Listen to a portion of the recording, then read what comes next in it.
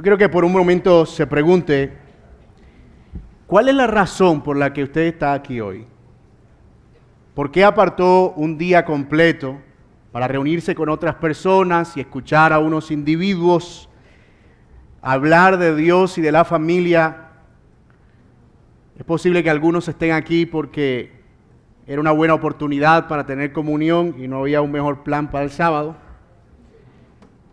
Es posible que otros estén aquí porque entendieron que tal vez era la esperanza de que el Señor pudiera hablar algo a sus vidas sobre el más reciente conflicto matrimonial, sobre su esposo no creyente, o que por fin alguien pudiera exhortar con otra voz y convencer a sus hijos pecadores y rebeldes. Cualquiera sea la razón por la que usted esté aquí, una cosa por lo menos es ciertísima. Usted tiene, aunque sea una mínima convicción de que el Señor está interesado en su familia y tiene algo relevante que decir sobre ella por medio de su palabra. Y esa es una razón suficiente para que cada minuto invertido aquí, hoy, a estas alturas del día, haya valido la pena. Se me ha asignado la responsabilidad de hablar acerca de la importancia de la iglesia local en la edificación de familias que agradan a Dios, o usando el lenguaje de esta conferencia, familias conforme al corazón de Dios. Y mi tesis o mi argumento para esta charla es simple. Premisa 1. La familia siempre ha estado en el plan de Dios. Premisa 2. La iglesia es el medio por el cual Dios lleva a cabo su plan. Y premisa 3, o síntesis, o conclusión, iglesias conforme a la voluntad de Dios edifican familias conforme a la voluntad de Dios. Ahora vamos a comprobar estas premisas y por supuesto lo haremos desde las Escrituras. La primera premisa es, la familia siempre ha estado en el plan de Dios. Aunque la ruta fácil para probar esta premisa sería buscar unos cuantos textos al final de esta privilegiada Biblia que tengo, que tiene una concordancia muy amplia, buscar familia y encontrar versículos que hablen acerca de la familia, decir, mira, aquí Dios habla de la familia, aquí Dios habla de la familia y aquí Dios habla de la familia. Eso no sería una buena manera de tratar las Escrituras. Así que lo haremos considerando la Biblia como una sola historia, como una gran historia, desde la teología bíblica, como dirían los teólogos más experimentados. Podemos ver que la voluntad de Dios ha sido siempre revelar su gloria al mundo, y la primera manera en la que Dios empezó a llevar a cabo ese plan fue en la creación. Él creó a Adán a su imagen y a su semejanza y extrajo de Adán el material para crear a Eva, es decir, que Adán y Eva eran creados a la imagen y a la semejanza de Dios, y el propósito inicial era que ellos se multiplicaran y por supuesto al multiplicarse y tener muchos hijos llenaran la tierra de la imagen de Dios. Ese mandato cultural no tenía otro propósito, llenar la tierra de la gloria del Señor. La idea de una familia entonces aparece allí implícita por primera vez en la Escritura. Nosotros, sin embargo, conocemos el transcurso o el desarrollo de esa historia. Adán y Eva pecan y son expulsados del huerto, y la familia que portaría la imagen de Dios ahora ha sido contaminada por el pecado, y Dios decide, por tanto, raer la maldad de la tierra enviando un diluvio, pero preserva a una familia, la familia de Noé. Noé y su familia habían escapado por la gracia del Señor de las aguas del juicio del diluvio, pero no de los tentáculos del pecado. Así que pronto la maldad empieza otra vez a brotar en forma de rebelión. El hombre, creado a la imagen de Dios, pretende hacerse su propio nombre y constituirse más bien como un pueblo bajo sus propias leyes. Pero ese no era el plan del Señor, así que Él los esparce por el mundo y llama de nuevo a un hombre, y por supuesto su familia, Abraham. Abraham recibe la promesa gloriosa del Señor de que en su simiente serían benditas todas las familias de la tierra. Y cuando parecía que Abraham no iba a tener hijos y que la promesa del Señor iba a quedar en entredicho, el Señor le da a Abraham un hijo llamado Isaac, y Dios ratifica con Isaac la misma promesa hecha a su padre: en ti y en tu simiente serán benditas todas las familias de la tierra.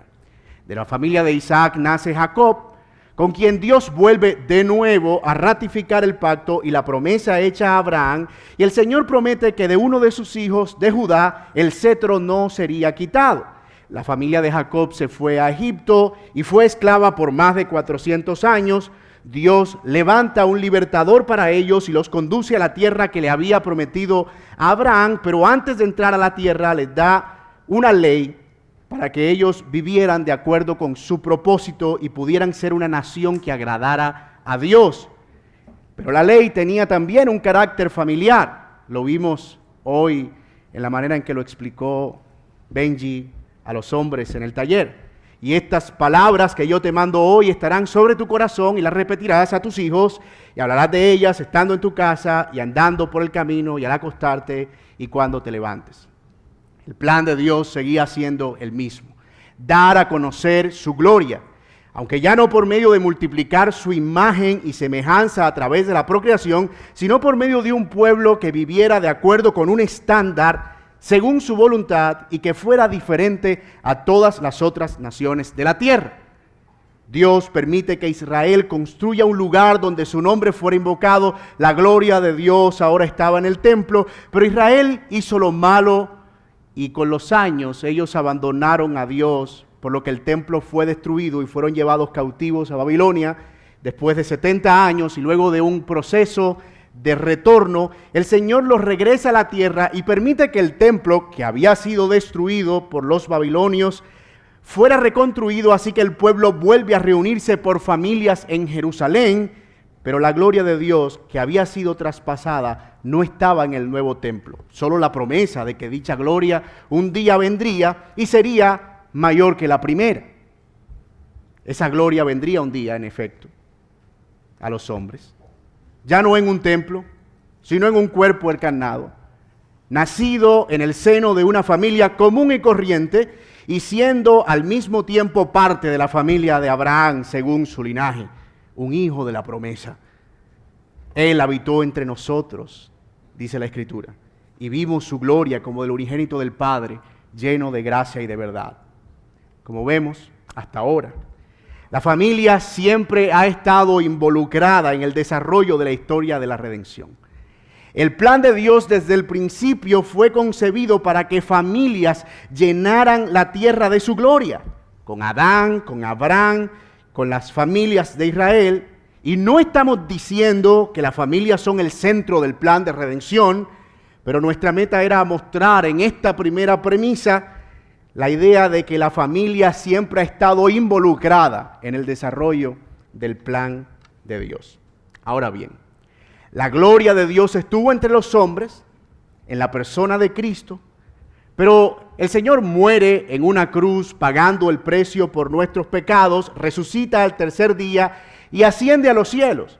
Y ahora hay una nueva forma en la que dicha gloria es dada a conocer, o extendida, si se prefiere, por medio de la iglesia. Y eso nos lleva a nuestra segunda premisa del argumento. La iglesia es el medio por el cual Dios lleva a cabo su plan. El día en que Jesús estaba ascendiendo a los cielos, los discípulos inquietos le hicieron una importantísima pregunta. En Hechos capítulo 1 leemos lo siguiente. Entonces, los que estaban reunidos le preguntaban diciendo: Señor, ¿restaurarás en este tiempo el reino a Israel?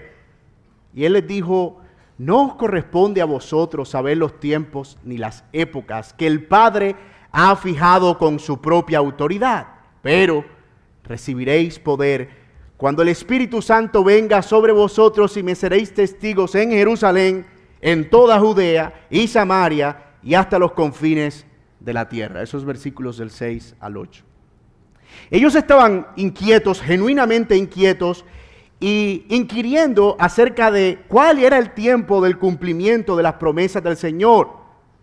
de si por fin su plan se iba a consumar y si el reino de Israel iba a ser restaurado. Los discípulos estaban pensando por razones obvias y con justa razón en una restauración física y política de Israel en el momento de la ascensión de Cristo. Después de todo, eso fue lo que el Señor siempre les sugirió a lo largo del ministerio. Pero Él, Jesucristo, les precisa que si bien algo iba a suceder en el futuro, ellos no podían conocer el día y la hora, lo cual nosotros entendemos será cuando Él venga por segunda vez y restaure definitivamente todas las cosas. No obstante, lo que sí iba a ocurrir enseguida era que su reino espiritual iba a comenzar a ser extendido y que ellos recibirían el poder de parte del Espíritu Santo para llevar a cabo esa labor. Entonces ellos iban a dar testimonio de Él, esto es, ellos iban a extender la imagen y el nombre de Dios en Cristo desde Jerusalén, Judea, Samaria y hasta los confines de la tierra. He aquí entonces la iglesia llevando a cabo el plan original de Dios. ¿Cuál? Multiplicar su imagen por medio de dar testimonio de Él. ¿Hasta dónde? Hasta los confines de la tierra. Después de recibir el Espíritu Santo, el apóstol Pedro predicó ese glorioso primer sermón en Hechos capítulo 2 y que consideramos el primer sermón de la iglesia o el primer sermón de la era cristiana. Y los que escucharon preguntaron compungidos de corazón, ¿qué debían hacer? A lo que Pedro responde que ellos debían arrepentirse, bautizarse cada uno en el nombre del Señor para el perdón de los pecados y que esa promesa, la promesa de que el Señor iba a dar el Espíritu también a ellos, no solo era para quienes estaban escuchando, sino también para sus hijos y también para muchos que estaban cerca y también para los que estaban lejos. 3,000 personas se convirtieron y ese sería solo el comienzo. El Evangelio fue predicado en Jerusalén, capítulos 2 al 7 del libro de Hechos. En Samaria, capítulo 8 de Hechos, Dios llama a Pablo, a quien iba a capacitar para predicar el Evangelio a los gentiles, capítulo 9. Y entonces el testimonio comienza a predicarse partiendo desde la casa de Cornelio, Hechos capítulo 10, hasta nuestros días, donde todavía el Evangelio del Señor se sigue predicando. Habiendo probado entonces, como creo que lo he hecho, nuestra segunda premisa, entonces vamos a ver cuál es la conclusión de nuestro argumento. Ya hemos visto que efectivamente a la luz de la teología bíblica, la familia siempre ha estado involucrada en el plan que Dios ha revelado al mundo. Hemos probado a la luz del libro de los Hechos que la iglesia está cumpliendo ahora el plan de extender esa gloria de Dios al mundo. Así que nuestra tercera premisa, que es la conclusión del argumento y en la que nos vamos a concentrar en el resto de esta charla, es la siguiente. Si la familia está involucrada en el plan de Dios y si la iglesia tiene como misión llevar a cabo el plan de Dios, entonces una iglesia local que hace la voluntad de Dios indefectiblemente influenciará en familias de modo que éstas sean conforme a la voluntad de Dios. Eso no parece muy difícil de seguir, ¿verdad? Pero la pregunta es, ¿cómo hace la iglesia eso? ¿Quién define, entre otras cosas, lo que es una iglesia bíblica? ¿Y cómo sabemos que la iglesia realmente está haciendo la voluntad de Dios para poder medir objetivamente si realmente está edificando iglesias conforme a la voluntad de Dios y de acuerdo al interés del Señor? Bueno, eso es lo que vamos a desarrollar en adelante y en lo que nos concentraremos en el tiempo que nos resta. Iglesias conforme a la voluntad de Dios edifican familias conforme a la voluntad de Dios. Para ver esto a la luz de las Escrituras y no de los pensamientos de quien predica, a menudo subjetivos y falibles, consideraremos las cosas que deben caracterizar a una iglesia conforme a la voluntad de Dios a la luz del mismo libro de los Hechos y más específicamente de esta Iglesia Bíblica Cristiana de Jerusalén. Es decir, la iglesia que estaba conformada por los apóstoles, por esas 3,000 personas, por otros 5,000 más que se convirtieron, por esa enorme iglesia de Jerusalén. Esta iglesia de los primeros capítulos del libro de los Hechos, la cual aunque existió en un momento específico de la historia, aunque algunos estudiosos sugieren que uno no debería usar el libro de los Hechos para hacer doctrina, porque no es un libro enfocado en la dogmática, sino en la historia, no cabe duda que nos provee el libro de los Hechos las líneas generales y los principios que más adelante se desarrollarían en el Nuevo Testamento en plenitud como el ideal para las iglesias locales en general. Así que hacemos bien por lo menos en extraer los principios detrás de la actividad y la dinámica de esta primera iglesia de Jerusalén. Algunas de las características de esta iglesia conforme a la voluntad de Dios, es decir, de esta iglesia de Jerusalén, pero también de cualquier iglesia local conforme a la voluntad de Dios, es que era una iglesia que predicaba a Cristo desde toda la Biblia. Hechos capítulo 2. Allí en Hechos capítulo 2 nosotros leemos todo este sermón de Pedro del que le hablé en respuesta a la venida del Espíritu Santo profetizada por Joel.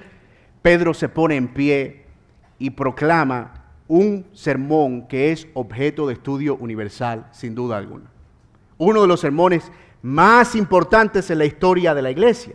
El sermón de Pedro es un excelente modelo de predicación bíblica que debe caracterizar a toda iglesia, o por lo menos a una iglesia conforme a la voluntad de Dios. Es una predicación que explica el texto, porque toma las escrituras del Antiguo Testamento y las desentraña de modo que los oyentes que no eran algunos de ellos familiarizados en su plenitud con la escritura pudieran entenderlo. Era una predicación que apuntaba a Cristo incluso desde el Antiguo Testamento y que le decía a los oyentes cómo aplicarlo. Tan enérgica era esta predicación en cuanto a la aplicación que al final algunos de los oyentes dijeron, ¿qué tenemos que hacer? ¿Qué es lo que hay que hacer después de escuchar semejante explicación? Y es a eso a lo que algunos han llamado muy acertadamente predicación expositiva o predicación bíblica. Muy bien. Las familias entonces que crecen en iglesias en donde hay predicación bíblica van a ver un modelo de cómo dirigir sabiamente sus vidas de acuerdo con las Escrituras. Los padres, por ejemplo, van a instruir con sabiduría a sus hijos y la Biblia no será instrumentalizada solo para hacer que los niños crezcan como ejemplos de moral, lo cual puede hacer perfectamente un musulmán o un mormón bien entrenado o un testigo de Jehová furibundo. Pudiera levantar hijos intachables con calificaciones de 10 en la escuela y siendo los mejores vecinos. Pero ¿qué es lo que hace esencialmente que lo que produce la palabra de Dios explicada sea relevante en términos de lo que Dios espera? Cristo, definitivamente. La predicación bíblica tiene la característica de apuntar a Cristo y eso es fundamental a la hora de usar las Escrituras y aplicado al contexto familiar, a la hora de usar las Escrituras para disciplinar, para la adoración familiar, para aconsejar o para cualquier otra actividad dentro del marco de la iglesia, de la familia, la toma de decisiones que involucre abrir la Biblia. Padres, madres e hijos entrenados en la Biblia, en la iglesia, usarán adecuadamente la Biblia en sus casas. Estarán con un sentido de compromiso con tratar de interpretar el texto correctamente y no usarlo como un pretexto solo para hacer que los hijos hagan la voluntad de los padres. Los padres no podrán manipular a los hijos tan fácilmente diciéndole, oh, pero mira, es que la Biblia dice esto, usando un pasaje fuera de su contexto. Porque los hijos podrán decirle, papá, pero yo necesito que tú me muestres además de esa condenación tan fervorosa a la gracia del Señor. ¿Dónde está el evangelio en esta disciplina que estás aplicando? ¿Verdad? O que hombres puedan manipular a sus esposas usando textos sacados del contexto. Así que la predicación bíblica en una iglesia bíblica entrena a los miembros de la familia para que puedan usar la Biblia en el contexto de la familia adecuadamente. Yo sé que sonó como un trabalengua, pero ustedes son muy competentes. Pero eso no era lo único que la iglesia hacía. Además de predicar la Biblia de manera tan clara desde el Antiguo Testamento y apuntando a Cristo para evitar el legalismo y la moralidad y llevar a la fuente de la vida a Cristo, una iglesia bíblica como esta iglesia cristiana, bíblica cristiana de Jerusalén, era una iglesia que tenía una comunión verdadera, una comunión sacrificial y no fingida.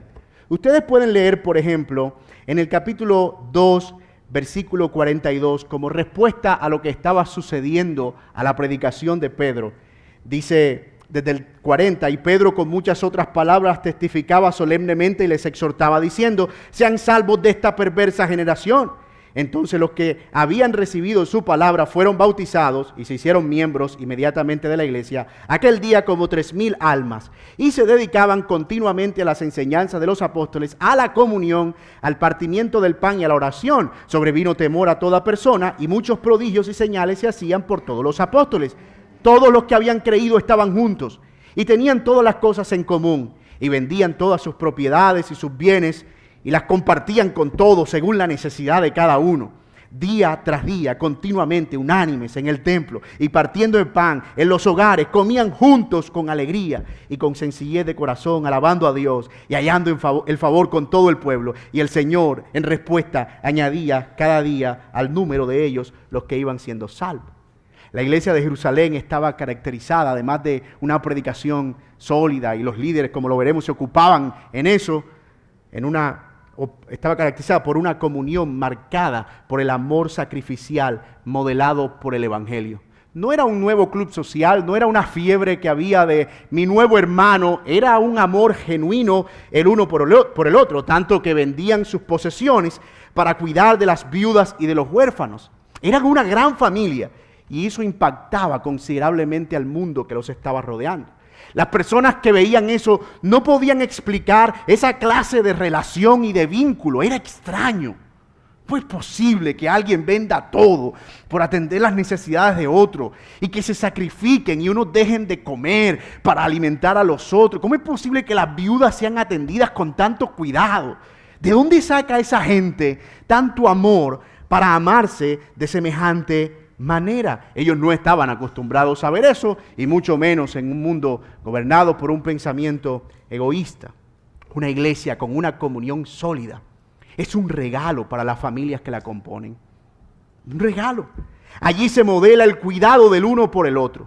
Pablo le dijo a Timoteo que a las mujeres mayores trátalas como a madres y a las más jóvenes como si fueran tus hermanas. Y me encanta ese lenguaje familiar de Pablo. Él ve la iglesia local como eso, como si la iglesia local fuera una familia. Las familias de una iglesia con este tipo de comunión pertenecen a una familia más grande. Somos familias que pertenecen a una familia. Asimismo, la comunión permite el que unos puedan velar con cuidado por el otro. Esos aspectos hemos visto tan desafiantes del matrimonio y la crianza, llevarlos solos a veces resulta imposible. Y la iglesia se convierte en ese lugar donde nosotros ponemos nuestras cargas, caminamos con otros, somos animados, somos exhortados, rendimos cuenta. Hasta el mismo pacto de membresía son elementos valiosos de gracia administrados por medio de la iglesia. En nuestra iglesia nosotros tenemos por buena costumbre leer nuestro pacto de membresía todos los domingos que tomamos la cena del Señor.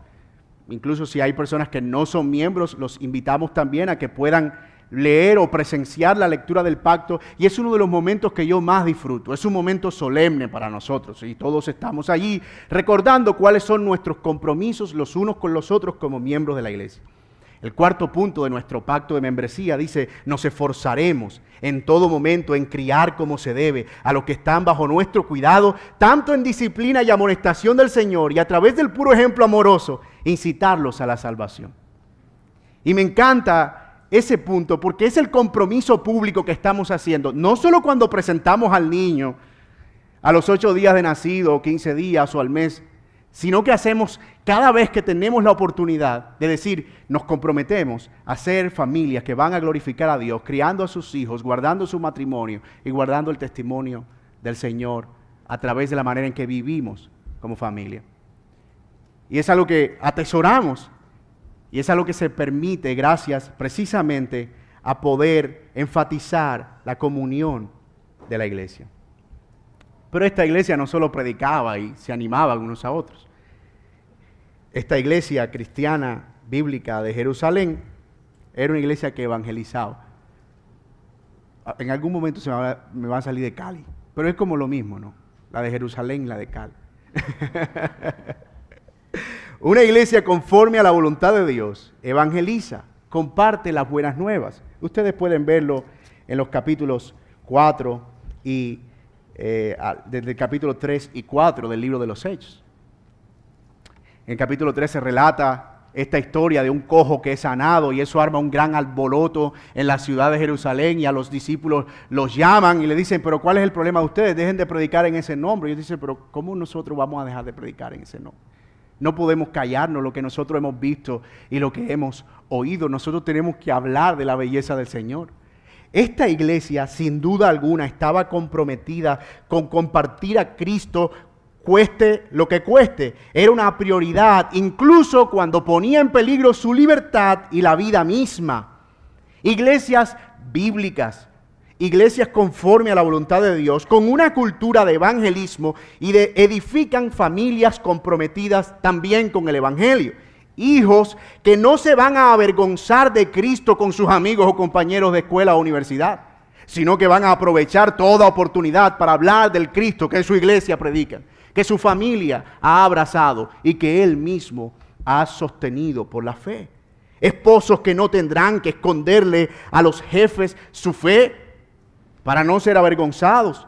Es esta clase de compromiso que somos llamados a vivir en nuestros entornos, cualquiera sea, el vecindario, el entorno de trabajo o cualquier otro entorno en el que nos desarrollemos. Cristo es la prioridad de nuestro testimonio, precisamente es para eso que hemos sido investidos del Espíritu Santo, para ser testigos en Jerusalén, en Judea, en Samaria y en lo último de la tierra. Iglesias poco preocupadas por compartir a Cristo tendrán miembros con la misma clase de pobreza en sus compromisos con compartirle a otros el mensaje del Evangelio. Y por supuesto, cuando la familia no está alrededor de esa visión, cualquier otra cosa va a reemplazar ese compromiso. Y eso empieza a generar fracturas, y eso empieza a generar divisiones, y eso empieza a generar que unos vayan por un lado y otros vayan por otro lado. Así que el evangelismo y el compromiso con el evangelismo se convierte en un elemento unificador para la iglesia, pero también para las familias que la componen.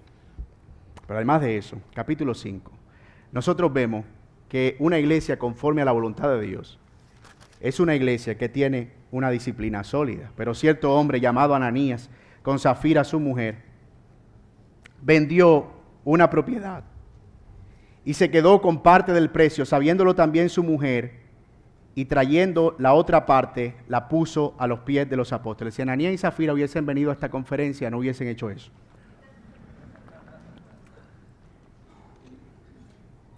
Pero Pedro dijo, Ananías, ¿por qué ha llenado Satanás tu corazón para mentir al Espíritu Santo y quedarte con parte del precio del terreno?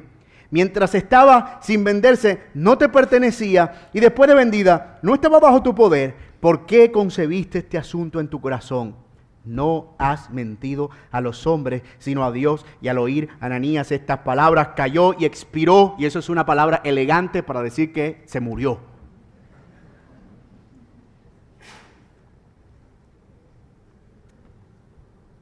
Una de las cosas interesantes de Iglesia Bíblica Cristiana de Jerusalén era la manera en que expresaban no solo celo por la verdad al compartirla con los que no la conocían, sino por la santidad y el abandono del pecado. La prueba de eso es el caso severo de disciplina que acabamos de leer aquí entre Ananías y Zafira. Esta protodisciplina eclesiástica, y la llamo así porque no es propiamente el método de disciplina formal como nosotros lo conocemos, pero sin duda alguna hay unos elementos que luego serían desarrollados especialmente por Pablo en Corintios, en la primera carta, en el capítulo 5, en este caso de inmoralidad, juzgado, y otros elementos que surgirían adicionales en las cartas pastorales acerca de los que enseñaban herejía, etcétera, etcétera. Estos principios de disciplina nos dejaban ver que esta era una iglesia comprometida con la santidad de Dios, de nuevo, y con el abandono del pecado. Una iglesia que practica la disciplina bíblica está modelando una cultura de no tolerancia hacia el pecado. Y eso, dentro de las familias, es un mensaje poderoso. Poderoso.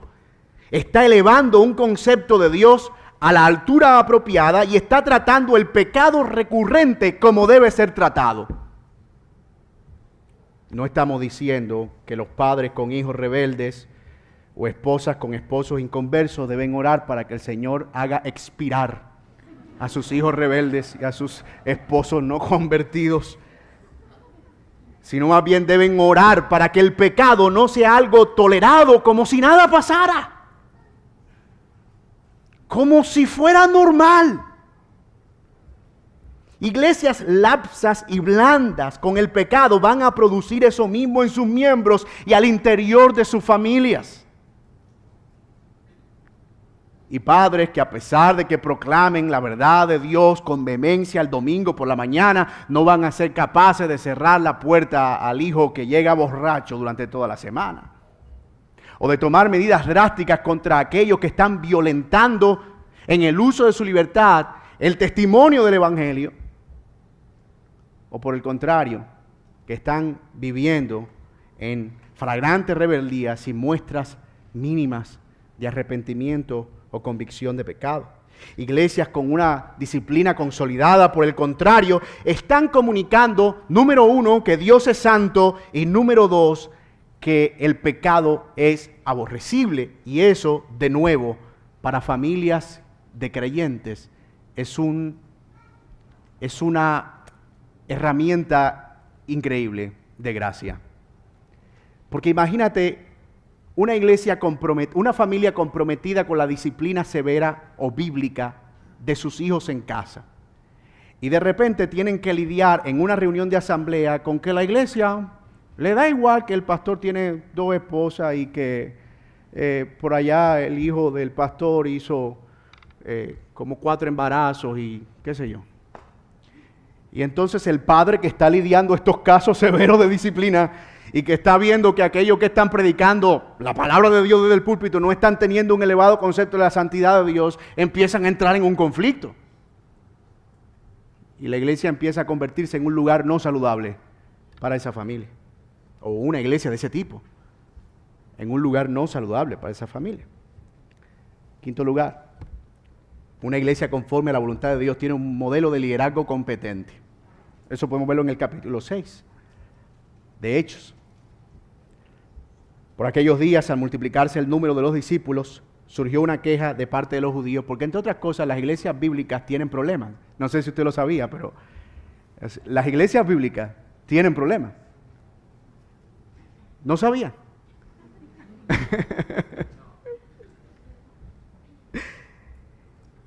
Y llama la atención que cuando surgió ese problema, y era que las viudas de los gentiles estaban siendo desatendidas en la manutención en comparación con las viudas judías, y la queja llega a los apóstoles, le dijeron, mira, estamos teniendo este problema, hay un montón de viudas, la comida se está dando para un lado, para el otro, y ellas se están quejando. Hay el primer sindicato evangélico de la historia.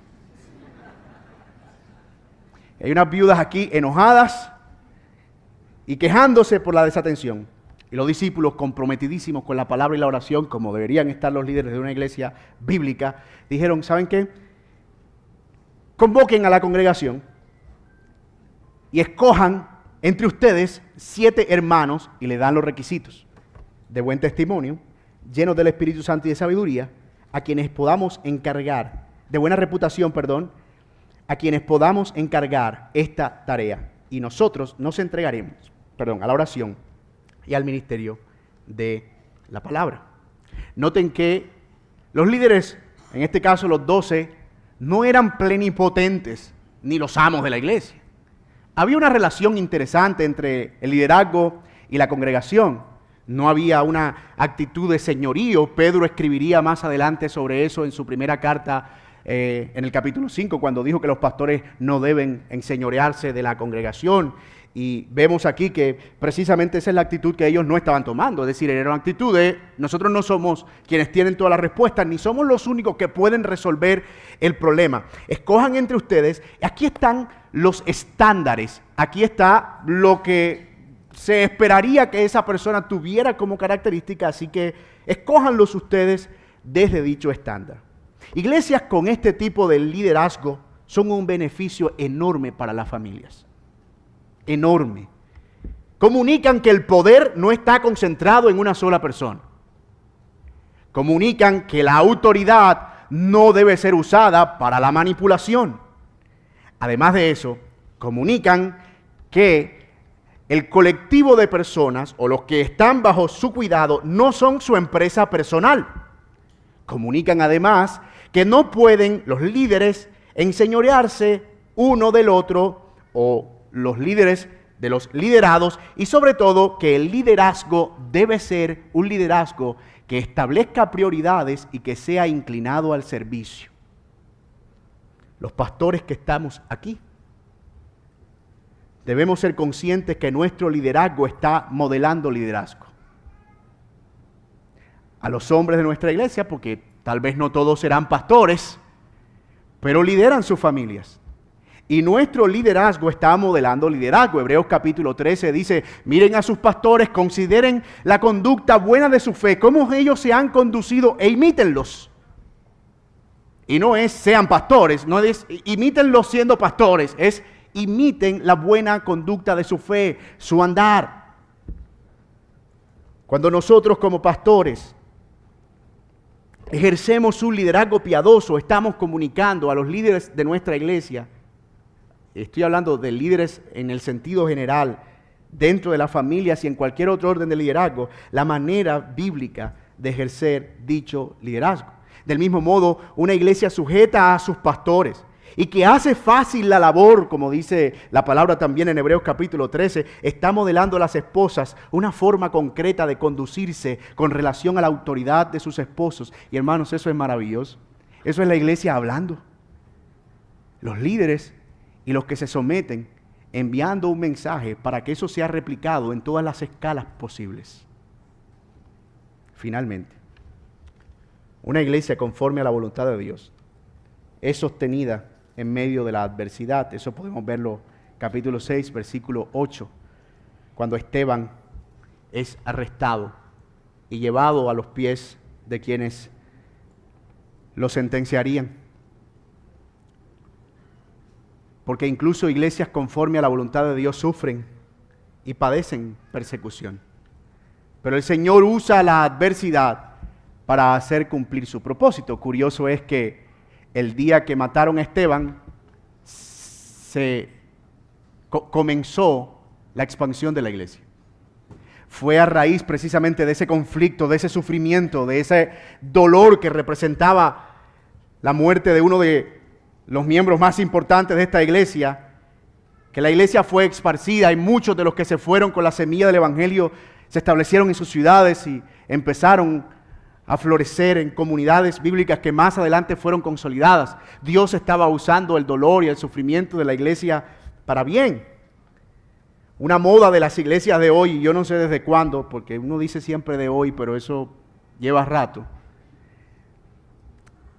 es presentarse como una especie de spa de relajación espiritual. Me he sentido estresado esta semana. Tengo un bolón, no sé si se dice boloncho. Tengo un nudo aquí, un mico. Yo necesito ir a la iglesia para relajarme. ¿Y eso qué es? No, la silla es cómoda, la luz es tenue, la música de fondo es inspiradora. Y pareciera que están más comprometidas en hacer que las personas olviden cualquier sugerencia de dolor y sufrimiento de este mundo para que se concentren solo en el bienestar individual de sus propias almas. No dicen nada que pueda ofender, no dicen nada que vaya en contra del mundo por miedo a padecer. Son la máxima expresión de lo políticamente correcto. Usan pasajes de la Escritura que no los comprometan, no predican libros que hablen abiertamente de prácticas que Dios condena, y cuando llegan a esos capítulos sin ruborizarse dicen, el Señor me reveló otra cosa hoy. todo por miedo a padecer. Pero eso es contra el Evangelio. La idea de que el sufrimiento es necesariamente malo es contra el Evangelio, porque no es así como lo vemos en la Escritura. Nuestra redención vino por el sufrimiento del inocente, del Salvador. Iglesias bíblicas que sufren bien crean familias fuertes, capaces de sobreponerse también a las adversidades y a confiar en que el Señor hará que todo obre para su gloria. Nosotros no edificamos iglesias blandengue, decimos.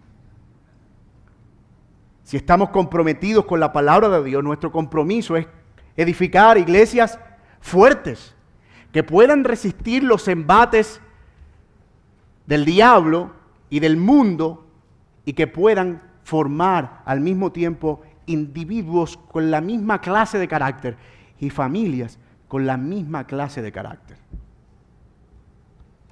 Pero hay una esperanza, mis amados, tanto para la iglesia como para las familias. No importa qué tan grande sea el sufrimiento y la persecución y los ataques de este mundo, hay algo que el Señor sí nos ha asegurado: la iglesia prevalecerá y las puertas del Hades no prevalecerán contra ella. Y al final, en el contexto de esa misma esperanza, una gran familia estará de pie ante el trono de Dios cuando Él venga. Todo sufrimiento terminará. Y no habrá más padres llorando por sus hijos, ni hijos sufriendo el abuso de sus padres. No habrá más matrimonios quebrados, ni nada por lo que podamos padecer en esta tierra. Esa es la gran esperanza de los que estamos en Cristo Jesús. Y quiero ilustrar esa esperanza o reforzar esa esperanza con un pasaje glorioso. Isaías 65, 17 dice: por tanto, yo creo cielos nuevos y una tierra nueva, y no serán recordadas las cosas primeras, ni vendrán a la memoria, pero gócense y regocíjense para siempre en lo que yo voy a crear. Pues voy a crear a Jerusalén para regocijo y a su pueblo para júbilo. Me regocijaré por Jerusalén y me gozaré por mi pueblo. No se oirá más en ella voz de lloro ni voz de clamor. No habrá más allí niño que viva pocos días, ni anciano que no complete sus días. Porque el joven morirá a los 100 años, y el que no alcance a los 100 años será considerado maldito. Construirán casas y las habitarán, y también plantarán viñas y comerán su fruto. No edificarán para que otro habite, ni plantarán para que otro coma, porque como los días de un árbol, así serán los días de mi pueblo, y mis escogidos disfrutarán de la obra de sus manos. No trabajarán en vano, ni darán a luz para desgracia, porque son la simiente, los benditos del Señor, ellos y sus vástagos con ellos. Y sucederá que antes que ellos clamen, yo responderé. Aún estarán hablando y yo hablaré al oído. El lobo y el cordero pastarán juntos, y el león como el buey comerán paja, y para la serpiente el polvo será su alimento. No harán mal, ni dañarán en todo mi santo monte, dice el Señor. Amén. Esa es la maravillosa promesa del Señor. Así que, estamos bien. Estas son solo algunas maneras en las que las iglesias bíblicas tienen un impacto en la edificación de familias para que sean conforme a la voluntad de Dios. Por lo que si tú estás en una, dale gloria a Dios y sé intencional en aprovechar lo que Dios hace por medio de esa comunidad de creyentes para llevarlo a tu casa, para edificar tu familia, para fortalecer tu matrimonio, para trabajar en la crianza de tus hijos. Yo quiero hacer claridad en el hecho de que no estamos sugiriendo que la iglesia es el sustituto de la familia. Bastante hemos tenido aquí hablando de las responsabilidades de los padres, de los esposos, de los maridos, de las esposas. Y entendemos que es una responsabilidad para la que hemos sido equipados como individuos por el Evangelio, por el Espíritu y por la palabra de Dios. Estamos hablando más bien del papel de la iglesia en complementar o en fortalecer esos compromisos. o en levantarlos cuando flaqueen, o en animarlos cuando desmayen, o en revivirlos cuando mueran, si es que fuera el caso. Ahora bien, si tú no estás en una iglesia saludable, o si tú estás aquí y no estás en ninguna iglesia, pídele al Señor que te ayude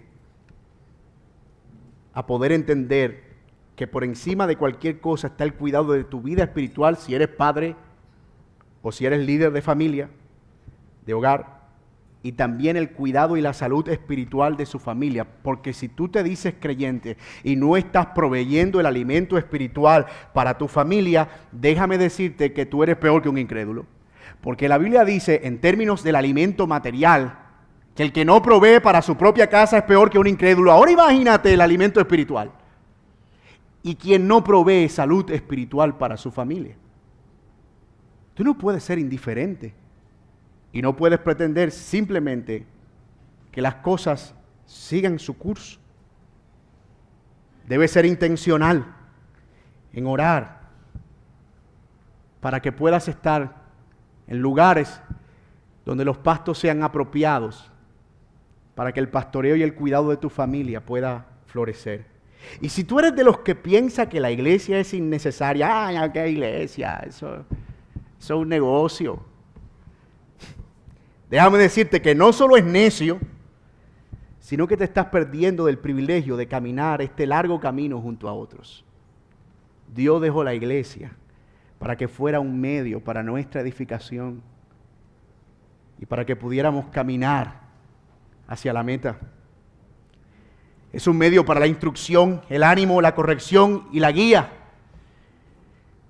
Y una iglesia que va a contribuir para que tú y tu familia sean conforme al corazón de Dios, es un lugar en el que vas a querer estar. Así que mi oración es que si esto no es algo que tú has considerado, yo no solo pido para que te arrepientas de tus pecados y el Señor sea tu Señor, sino para que puedas abrazar un compromiso con la iglesia, de manera que sea parte también de tu vida, de todo lo que haces y de todo a lo que dedicas tus fuerzas. Que así el Señor lo permita. Oremos. Señor, gracias por tu palabra. Gracias por mostrarnos, número uno, que las familias siempre han estado en tu plan y que no ha sido, Señor, un despropósito el poder pensar en todo lo que tu palabra tiene que decir para nosotros.